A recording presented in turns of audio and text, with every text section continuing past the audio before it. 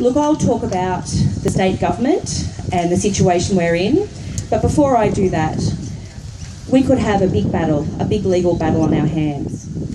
On my phone, I will read for you the Transport Administration Act 1988, number 109. Paragraph number 1. A rail infrastructure owner must not, unless authorised by an Act of Parliament, close a railway line.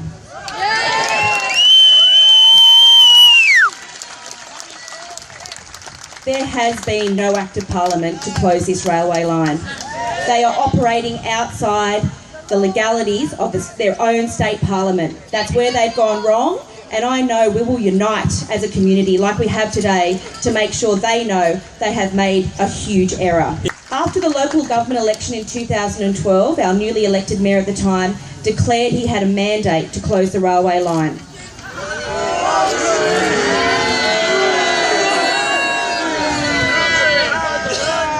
No election material was ever produced during that 2012 election that said they wanted to close the railway line. Novocastrians were hoodwinked and that election was bought. 2 years later, democracy has returned to Newcastle, and I very clearly, with my Labor comrades, promoted that we supported public transport in Newcastle and the retention of the railway line into our CBD. And we were elected. 50 metres across the road, in a couple of months, a $90 million new state law facility will be opened with all the employees and all the clients that need to go there come March next year, and there will be no train station at Civic and no decent public transport solution.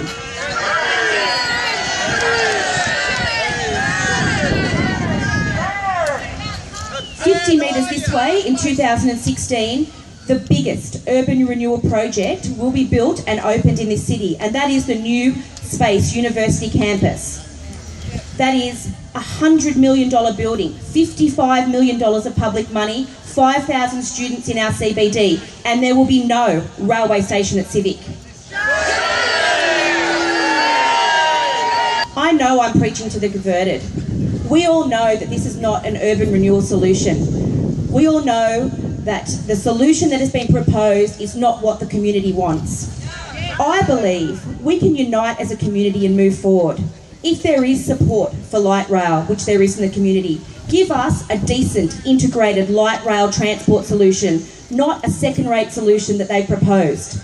We need our fair share in Newcastle. We get, in this state, a pittance of what we should get in the Hunter region. We have, in the Lower Hunter, 660,000 people. We have more people than Tasmania. Now, our fair share of GST alone in this state should be $5 billion. And this state government set up a Hunter Infrastructure Fund with $350 million in it. And that is shameful. We are not getting our fair share in this region. There is money in this state to be spent. Most of it comes out through this port. We should demand a world-class public transport infrastructure in this city.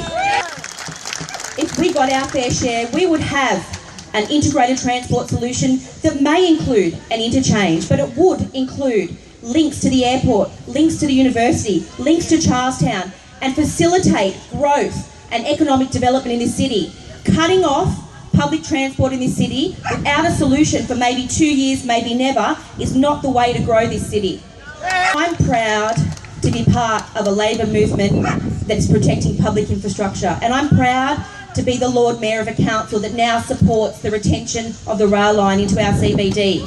I'm also really proud to be part of a council that has confirmed its support for the low-rise development of the East End and protecting our East End's heritage.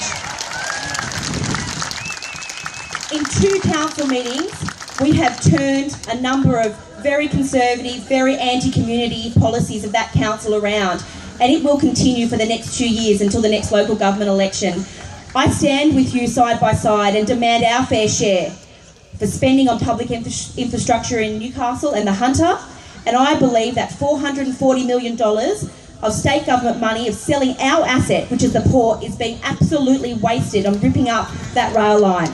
If we want the second largest city in this state to to be a hub for economic activity, diversity, development, cultural activity, our city will get more dense over time, and the only way we can cope with that density is with excellent world-class public transport.